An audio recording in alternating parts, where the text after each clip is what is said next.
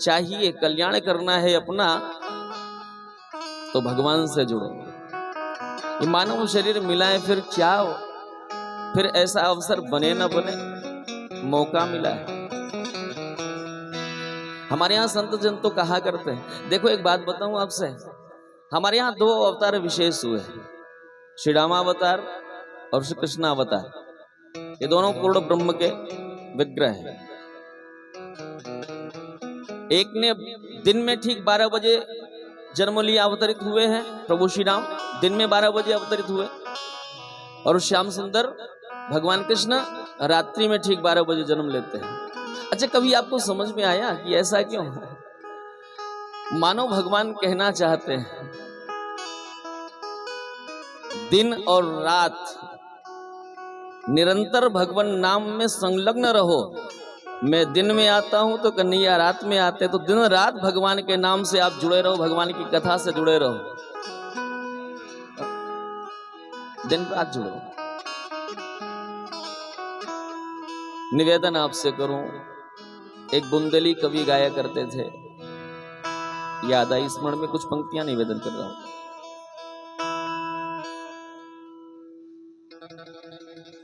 मानुष बन गए हो, हे मानुष बन गए हो, करनी सुधारियो। मानुष बन गए हो, करनी सुधारियो, हीरा जन्म ना बिगारियो। मानुष बन गए हो, करनी सुधारियो, हीरा जन्म ना बिगारियो। ओ मानुष बन गए हो, करनी सुधारियो, हीरा जन्म ना बिगारियो। मानुष बन गए हो, करनी सुधारियो, हीरा जन्म ना बिगारियो। हीरा जन्म ना बिगारियो, हीरा जन्म ना बिगारियो। हरि बोल।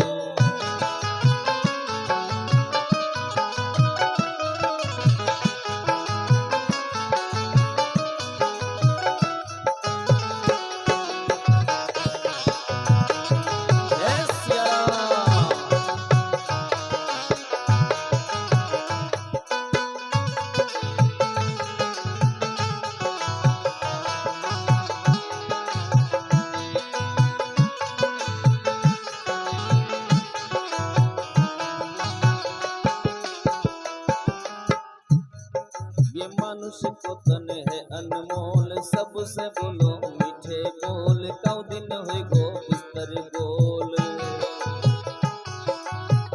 मनुष्य को तन है अनमोल, सबसे बोलो भैया मीठे बोल, कौ दिन होए गो बिस्तर गोल। कौ दिन होए गो बिस्तर गोल, कौ दिन होए गो बिस्तर गोल। करना क्या है, और जितनी सुधरे हैं, हमने मान लिया कि पूरी हम नहीं सुधार पाएंगे, लेकिन जितनी सुधार सके उतना तो प्रयास करना ही चाहिए। और जितनी सुधरे हैं, और जितनी सुधरे हैं, उतनी सुधारियो, हीरा जन्म ना बिगारियो।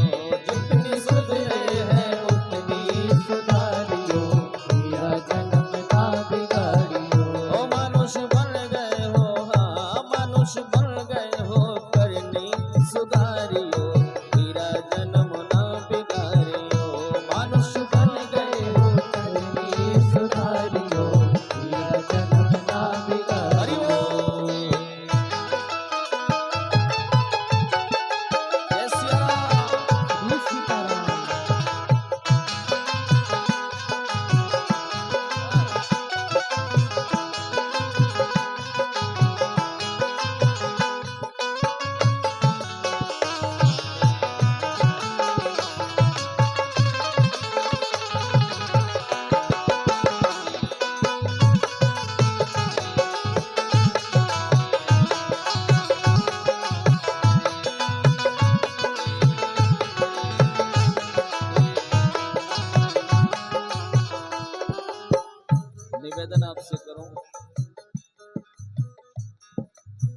समझ के करियो करनी, आगे पड़े नदी बैतरनी, जमराजा की चले कतरनी। समझ के करियो करनी, आगे पड़े नदी बैतरनी, जमराजा की चले कतरनी, जमराजा की चले कतरनी, जमराजा की चले कतरनी। हरि कीर्तन में मन को लगाइयो, हीरा जन्म ना बिगाड़ियो। हरि के कीर्तन में मन को लगाइयो, हीरा जन्म ना बिगाड़ियो। हरि के कीर्तन में, हाँ हरि के सुमिरन में मन को लगाइयो, हीरा जन्म ना बिगाड़ियो। हरि के कीर्तन में मन को लगाइयो, हीरा जन्म ना बिगाड़ियो। हे मनुष्य बन गए हो करनी सुधारियो, हीरा जन्म ना बिगाड़ियो। मनुष्य बन गए हो करनी सुधारियो, हीरा जन्म ना बिगाड़ियो। हे मनुष्य बन गए हो करनी सुधारियो, हीरा जन्म ना बिगाड़ियो। मनुष्य बन गए हो करनी सुधारियो, हीरा जन्म ना बिगाड़ियो। हे मनुष्य बन गए हो करनी सुधारियो, हीरा जन्म ना बिगाड़ियो। मनुष्य बन गए हो करनी सुधारियो, हीरा जन्म ना बिगाड़ियो। श्री राम जय राम जय जय राम, बोलो श्री राम जय राम जय जय राम, बोलो श्री राम जय राम जय जय राम, बोलो श्री राम जय राम जय जय राम। हमें अपनी शरण में ले लो राम, हमें अपनी शरण में ले लो राम। हमें अपना दास बना लो राम, हमें अपना दास बना लो राम। बोलो श्री राम जय राम जय जय राम, बोलो श्री राम जय राम जय जय राम, बोलो श्री राम जय राम जय जय राम, बोलो श्री राम जय राम जय जय राम। कौशल्या के प्यारे राम, कौशल्या के प्यारे राम, दशरथ राज दुलारे राम, दशरथ राज दुलारे राम। बोलो श्री राम जय राम जय जय राम, बोलो श्री राम जय राम जय जय राम, बोलो श्री राम जय राम जय जय राम, बोलो श्री राम जय राम जय जय राम, बोलो श्री राम जय राम जय जय राम, बोलो श्री राम जय राम जय जय राम, बोलो श्री राम जय राम जय जय राम, बोलो श्री राम जय राम जय जय राम, बोलो श्री राम जय राम जय जय राम, बोलो श्री राम जय राम जय जय राम। बोलिए श्री राम कृष्ण भगवान की जय हो, माता विदेहजा जनक नंदिनी की जय हो, शंकर भगवान की जय हो, वीर बजरंगबली जी महाराज की जय हो, श्री सतगुरुदेव भगवान की जय हो, सब संत भगवान की जय हो, श्री सुग्रीव गिराधीश सरकार की जय हो, सत्य सनातन धर्म की जय हो। जय जय श्री सीताराम।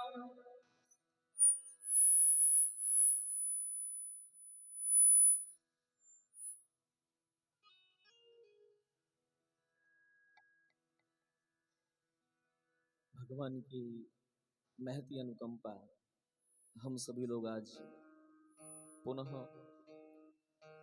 समवेत रूप से समुपस्थित होकर के समाहित चित्त से पावन श्री राम कथा के खस्थम सत्र में स्नान करने के लिए समुद्यत हैं। ये भगवान की विशेष कृपा है।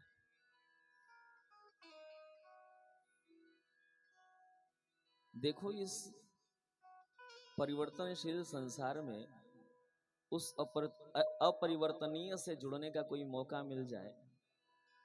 संसार परिवर्तनशील है, एकमात्र ये अपरिवर्तनीय है। ठाकुर में कोई परिवर्तन नहीं, सदा एक रस बरन न जाए, सदैव एक रस है।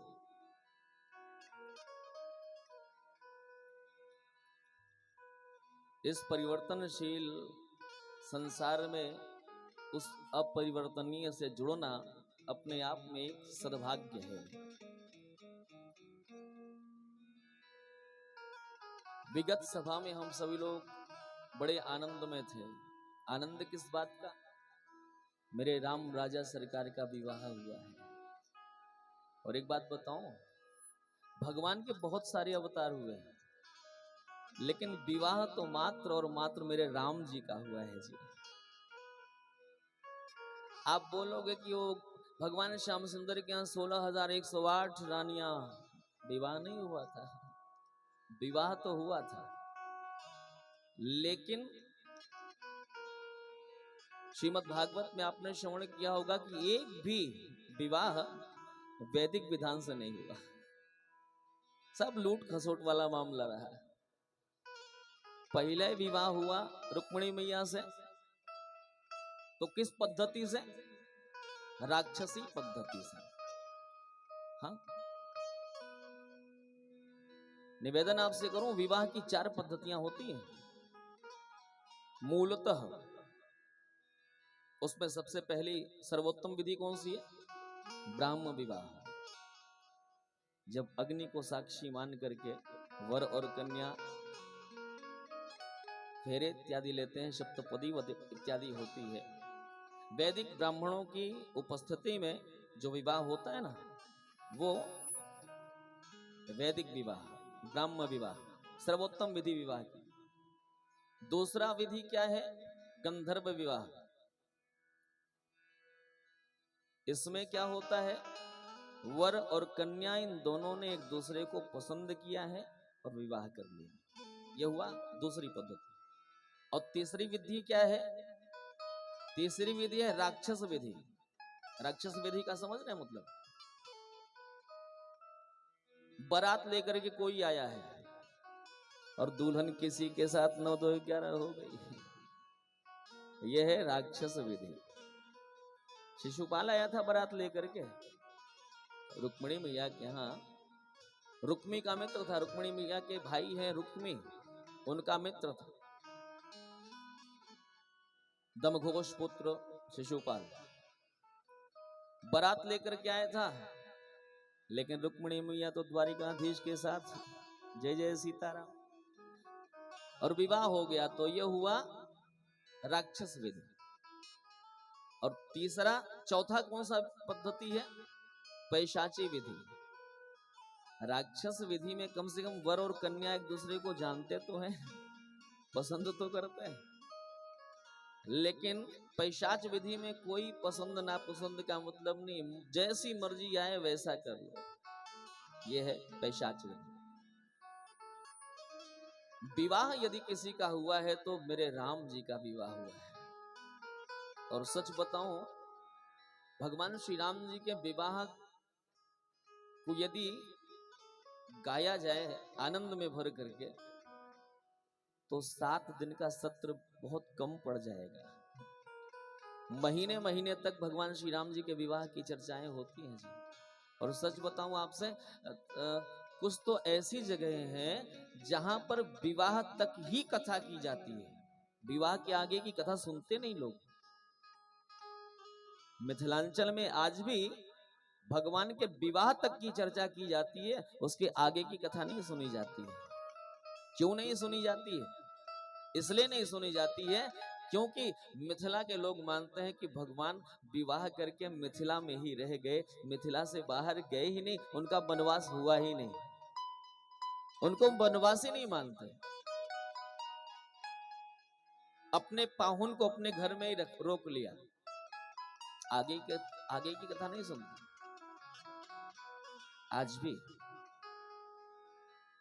श्री अवध धाम में श्री कनक बिहारी सरकार के यहाँ जब हम लोग दर्शन करते हैं और वहां पद पदावली का गायन होता है, संध्या बेला में आरती के पश्चात पद पदावली का गायन होता है। और वहां एक बाध्यता है।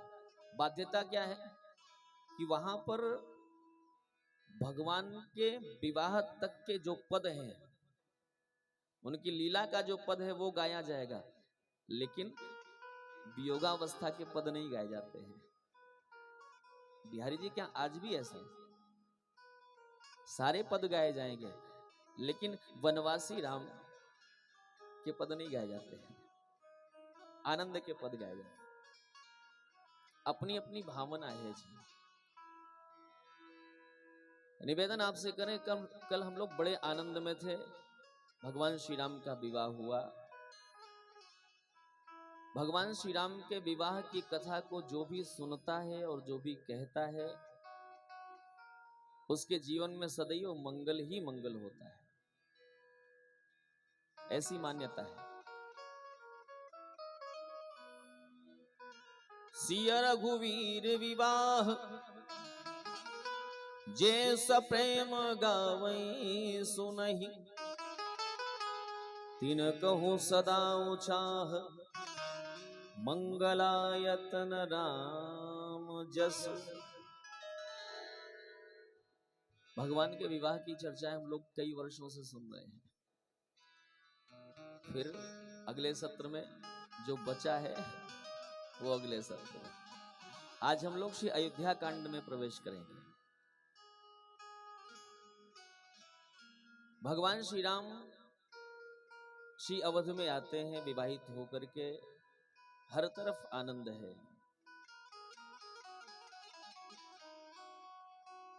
अयोध्या जी में भगवान श्री राम का बड़ा दिव्य भव्य स्वागत होता है। सभी माताओं ने जानकी जी का मुख देखा है, मुंह दिखाई दी है। निवेदन आपसे करूं, कौशल्या मैया ने देखा है जानकी जी के मुखारविंद को, इतनी प्रसन्न हुई कि कहा, बहू मैं तुम्हें देखने के बाद समझ नहीं पा रही हूं कि मैं क्या दूं जो बराबर कीमत की हो। इतना आनंद मिला है तुम्हें देख करके कि उस कीमत की कोई वस्तु मैं सोच रही हूं कि क्या दे दूं तुम्हें।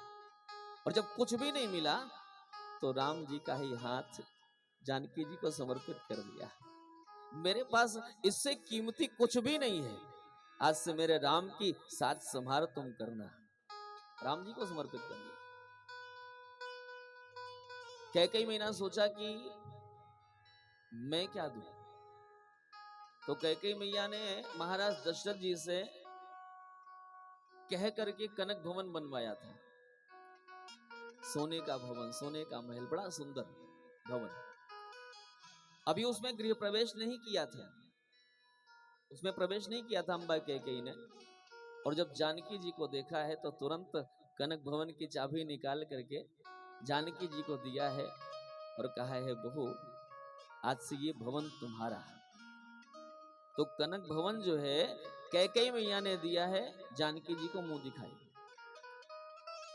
सुमित्रा मैया ने सोचा मैं क्या दूं। राम जी जैसे पति देव प्राप्त हैं, रहने के लिए कनक भवन जैसा महल, तो सेवा में एक सेवक तो होना चाहिए। तुरंत लक्ष्मण जी का हाथ पकड़ा है और जानकी जी को देते हुए कहा है कि बहू आज से ये लक्ष्मण मेरा नहीं है, आज से ये तुम्हारा पुत्र है, तुम्हारा सेवक है। मैं अपना मातृत्व इसके ऊपर से समाप्त करती हूं। आज के बाद ये तुम्हारा बालक है, तुम्हारा पुत्र है। मातृत्व समाप्त कर दिया। मुंह दिखाई हुई है,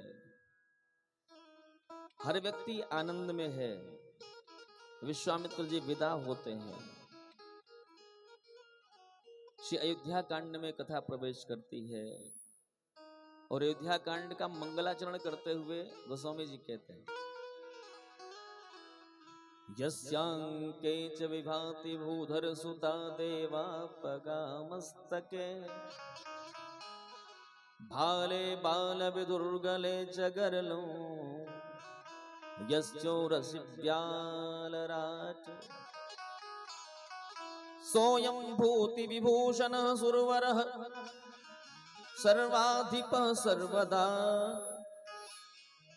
सर्वः सर्वगतः शिवः शशिनिभः श्रीशंकरः पातु माम्। भगवान शिव की प्रार्थना करते हैं। भगवान शिव कैसे हैं?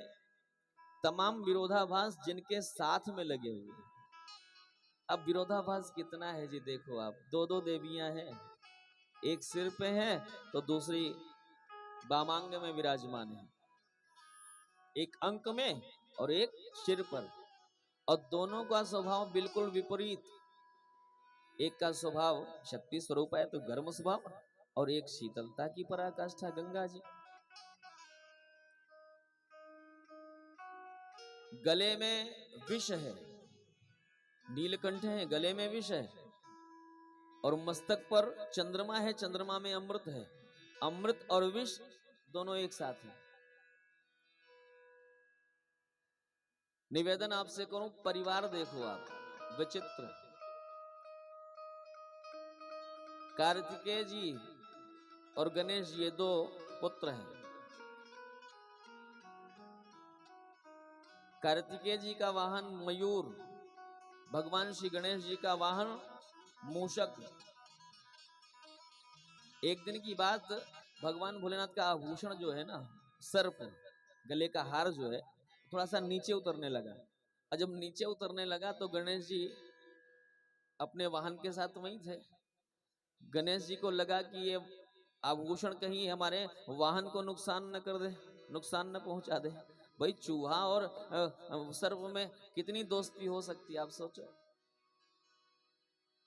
अब जब वो नीचे आने लगा आभूषण तो घबराने लगे गणेश जी। तब तक बगल में कार्तिकेय जी थे, भैया चिंता मत करो, आने तो दो, हम भी तो हमारा वाहन लेके खड़े ही है, मयूर है। मयूर और सर्प में भी बड़ा अच्छी मित्रता है, आप सभी जानते हैं। निवेदन आपसे करूं, ऐसे विरोधाभासों के बावजूद भगवान शिव तुम पुनि राम राम दिन राति, सादर जपहु अनंग अराती। इतने विरोधाभास के बाद भी भगवान शिव निरंतर भगवान श्री राम के नाम का जप किया करते हैं। और हम लोगों के जीवन में जरा सी प्रतिकूलता आती है और हम लोग और कुछ तो नहीं छोड़ते, भगवान का भजन ही छूट जाता है, भगवान का चिंतन ही छूट जाता है। जबकि ये संसार है, हमेशा अनुकूलता नहीं रहती। कभी कुछ पंक्तियां लिखी गई, यह मानव जीवन वो वन है, यह मानव जीवन वो वन है, जिसमें यदि फूल है तो शूल भी है। अगर फूल है तो कांटे भी है, जिसमें यदि फूल है शूल भी है आज अमावस कल पूनम, है आज अमावस कल पूनम, सुख दुख के दोनों कूल भी हैं। कूल मतलब किनारे, सुख दुख के दोनों कूल भी हैं। और कुछ बातें मन की हो जाती तो कुछ बातें प्रतिकूल भी हैं, लेकिन पद्मेश वृथा भयभीत न हो, क्योंकि रघुनाथ सदा अनुकूल ही है, रघुनाथ सदा अनुकूल ही है। किस बात की चिंता, भगवान यदि अनुकूल हैं तो फिर सारी प्रतिकूलताएं भी अनुकूल हो जाएंगी।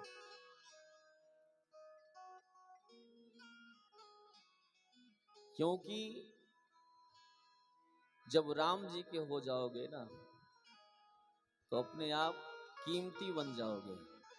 एक उर्दू का कवि कहा करता था, जब तक न बिके थे कोई पूछता न था, जब तक न बिके थे कोई पूछता न था, लेकिन तुमने खरीद करके अनमोल कर दिया। ठाकुर जब से आपने हमें खरीद लिया है ना, तब से कीमत बढ़ गई। भगवान से जुड़े रहना, अनुकूलता हो प्रतिकूलता हो कुछ भी हो, भगवान से जुड़े रहना, ये भक्ति है। निवेदन आपसे करूं, गोस्वामी जी मानस में कहते हैं, जब तेरा ब्याही घर आए, जब तेरा ब्याही घर आए, जब तेरा ब्याही घर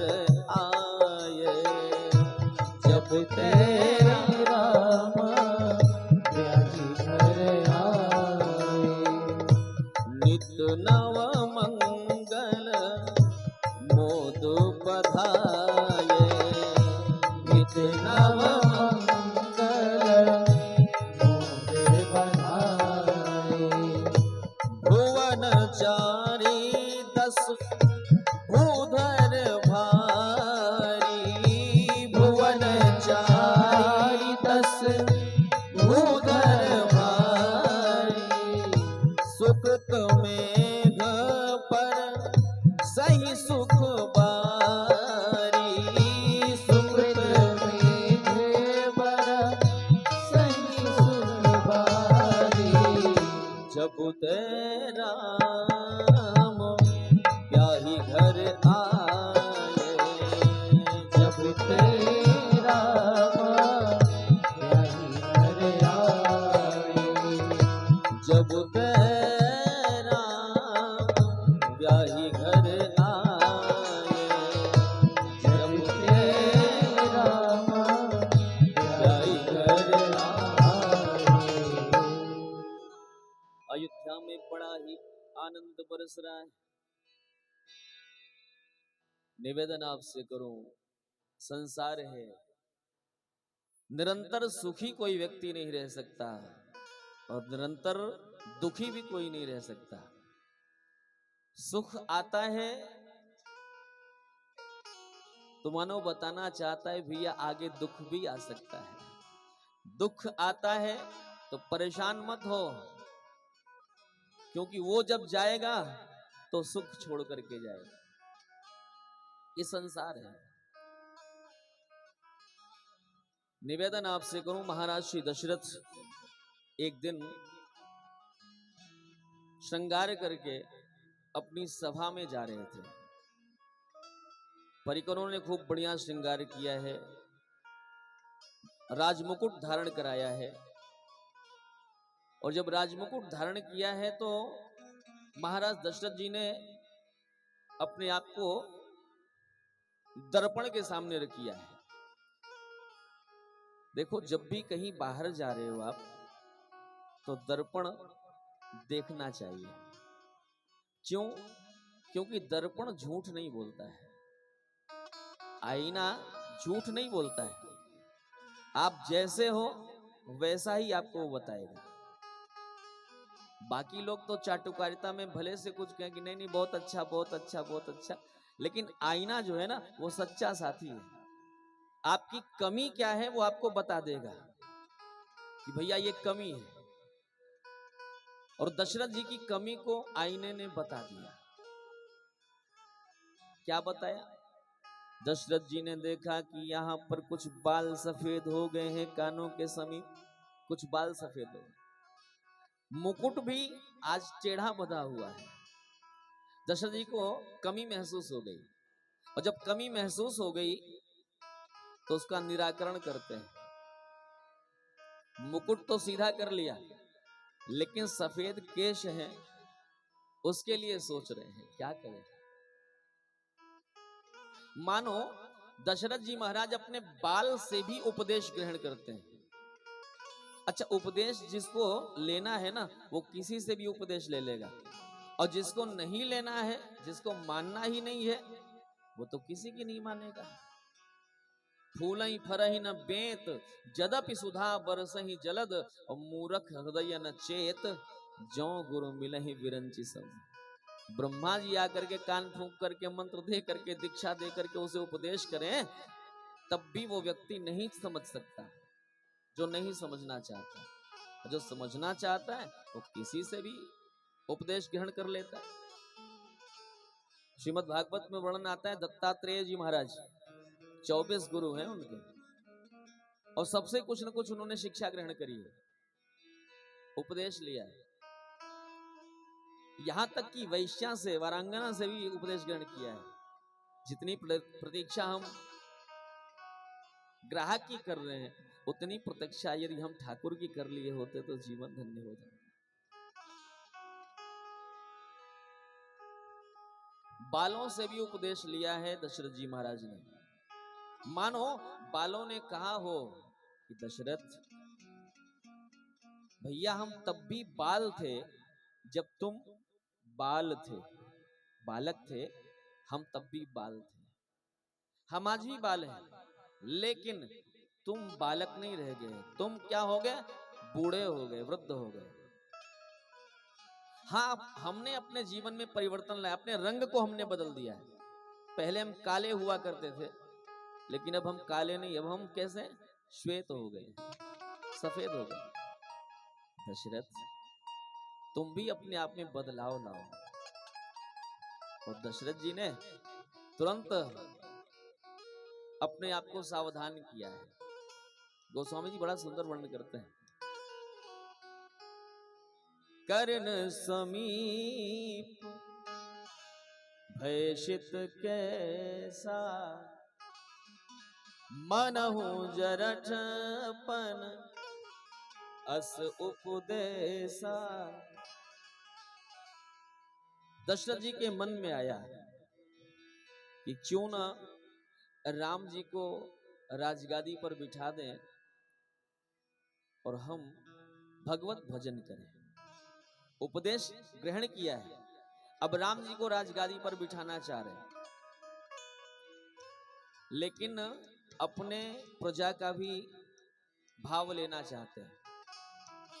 और जब पता किया अपने गुप्तचरों से, तो दशरथ जी को पता चला कि प्रजा तो आज से नहीं, जब से ब्याह करके राम जी आए तभी से वो भगवान को मनाया करती कि हे प्रभु, वो दिन कब आवे जब राम जी राजा बने और हम उनके राज्याभिषेक के साक्षी बने।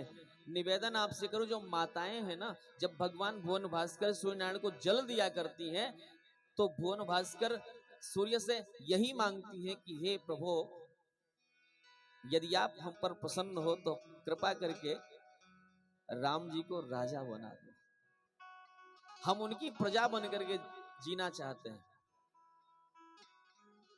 सभी लोग भगवान से प्रार्थना किया करते हैं, इच्छा मोहि महाबाहुम रघुवीरम महाबलो गजेन महता यातो रामम छत्राविताननम। कब वो दिन आएगा जब भगवान श्री राम राजा बनेंगे, गजराज पर आरूढ़ होकर के उनकी शोभा यात्रा निकलेगी और हम लोग उसको देख देख करके धन्यता का बोध करेंगे।